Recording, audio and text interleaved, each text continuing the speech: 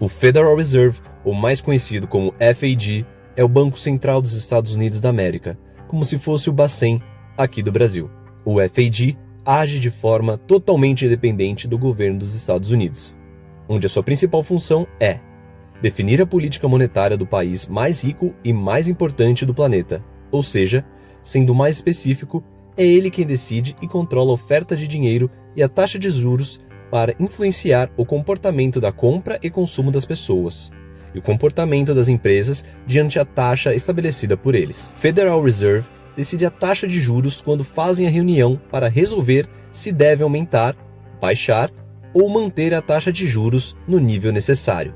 Normalmente, são realizadas no ano 8 reuniões, mas às vezes podem surgir reuniões adicionais por assuntos importantes, que não podem esperar por um mês às vezes. O próprio FAD diz que ele possui 5 funções. 1. Conduzir a política monetária do país para promover o emprego máximo, preços estáveis e taxas de juros moderadas de longo prazo na economia dos Estados Unidos. 2. Promover a estabilidade do sistema financeiro e buscar minimizar e conter riscos sistêmicos por meio de monitoramento e envolvimento ativos nos Estados Unidos e no exterior. 3. Promover a segurança e solidez de instituições financeiras individuais e monitorar seu impacto no sistema financeiro como um todo. 4. Promover a segurança e a eficiência do sistema de pagamentos e liquidação por meio de serviços para o setor bancário. 5. Promover a proteção do consumidor e do desenvolvimento da comunidade por meio de supervisão e exames com foco no consumidor. Pesquisar e realizar análise de questões e tendências emergentes do consumidor. Atividades de desenvolvimento econômico da comunidade e administração de leis e regulamentos do consumidor. Mas será que ele consegue fazer tudo isso?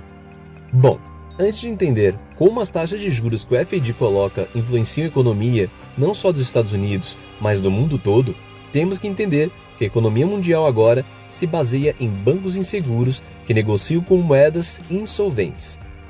Ambos degeneraram consideravelmente desde suas origens, até porque não temos mais onde lastrear as moedas.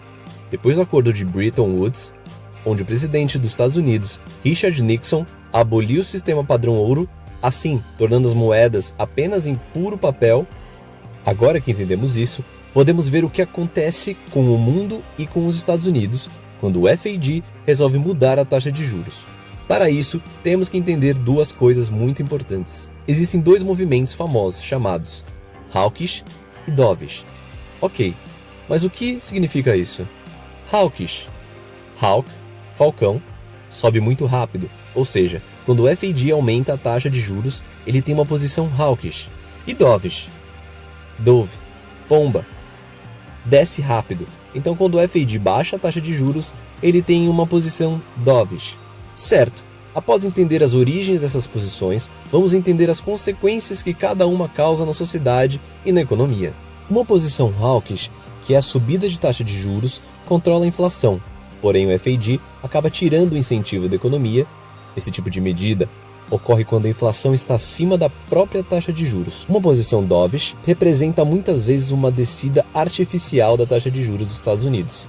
Assim, o FAD incentiva a economia, onde as pessoas consomem mais, porém nesse momento a inflação cresce bastante, até porque temos uma grande quantidade de impressão de papel moeda, o qual não é lastreado em absolutamente nada. Assim sendo, só papel impresso. Perfeito. Agora que entendemos isso, por que mesmo assim os Estados Unidos entram em crise se apenas colocar a taxa de juros acima da inflação? Não é bem assim que funciona. Para saber onde a taxa de juros deveria estar e manter a estabilidade do sistema financeiro internacional, existe uma equação chamada regra de Taylor. Segundo essa equação, ela dita onde a taxa de juros de qualquer país deveria estar, levando em consideração vários fatores que entram em uma fórmula matemática. Com isso, ela tem que dizer onde está a taxa de juros real. E como ela faz isso? Taxa de juros nominal menos inflação igual taxa de juros real. Mas essa não é a fórmula, até porque seria muito simples se fosse isso, e qualquer banco central a faria. Só por curiosidade, a fórmula da regra de Taylor é essa. Mas lembrando que essa é uma forma simplificada. Mas Poderia o maior banco central do mundo criar crises na história? Por exemplo, a crise de 2008 de subprimes, todo o boom imobiliário foi causado pela política monetária do Federal Reserve, que resultou em taxas de juros artificialmente baixas. Consumidores, iludidos por essa taxa de juros, estavam ansiosos para consumir, enquanto que construtoras viram as baixas taxas de juros como um sinal para construir. E foi o que elas fizeram.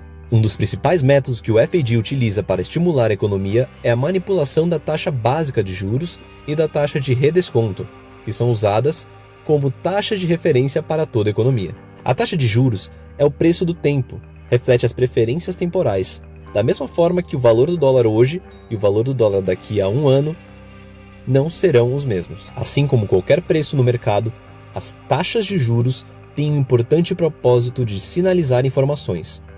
A fixação das taxas de juros pelo governo tem o mesmo efeito deletério que o controle dos preços tem em outras áreas. Uma redução da taxa de juros tem dois grandes efeitos. Estimula o consumo ao invés da poupança, efeito da posição dovish, que vimos anteriormente, e faz com que projetos a longo prazo e de capital intensivo fiquem artificialmente mais baratos. Sob o mandato de Alan Greenspan, a taxa de juros foi tão baixa que a taxa real de juros, a taxa nominal de juros menos a inflação, se tornou negativa.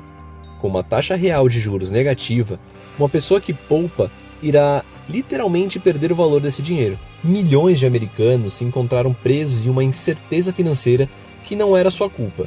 O resultado da manipulação da taxa de juros, da oferta monetária e do mercado hipotecário é a famosa bolha imobiliária. E esse é um dos motivos pelo qual seria interessante usar a regra de Taylor. Para decidir onde a taxa de juros deve se encontrar, é muito importante, já que ela considera vários fatores como vimos antes. Ou seja, mexer artificialmente na taxa de juros não é o principal problema. O real problema é como se mexe, quando e por que se mexer nela. Usar ela sem motivos pode acabar gerando um colapso econômico maior do que podemos imaginar. Outro exemplo recente, agora no começo do ano, a maior preocupação do FAD era liderar uma taxa de inflação teimosamente alta e com o tamanho do aperto da política monetária. E para tentar evitar que dois bancos super importantes falissem, o FAD ofereceu uma solução que aparentemente contradiz o seu caminho de subida de juros: liberar mais dinheiro para o consumo. Tanto que o FAD anunciou a criação do programa de financiamento bancário a prazo, o qual mesmo forneceu empréstimos de 1 ano à cooperativa de créditos e outras instituições financeiras que oferecem garantias como títulos de tesouro dos Estados Unidos. Bom, de nada adiantou. O Silicon Valley Bank acabou falindo. O fim do Silicon Valley Bank é uma corrida bancária clássica impulsionada por um evento de liquidez. Mas a lição importante para todos é que a enormidade das perdas não realizadas e o buraco financeiro nas contas do banco não teriam existido se não fosse por políticas monetárias muito frouxas. A crise financeira de 2008 serviu como um alerta para a necessidade de uma supervisão mais rigorosa das instituições financeiras e uma abordagem cautelosa na manipulação das taxas de juros. Embora o Federal Reserve seja frequentemente alvo de críticas e debates, é inegável que sua influência na economia norte-americana e mundial é significativa. E aqui ficam duas perguntas. O Federal Reserve aprendeu com a experiência de 2008 e implementou medidas para prevenir futuras crises? O Federal Reserve tem se esforçado para manter a economia estável, equilibrando o crescimento com o controle da inflação e promovendo a saúde do sistema financeiro? À medida que o tempo passa, podemos esperar que o Federal Reserve adapte suas políticas para lidar com os desafios emergentes e, assim, promover um futuro próspero para a economia global.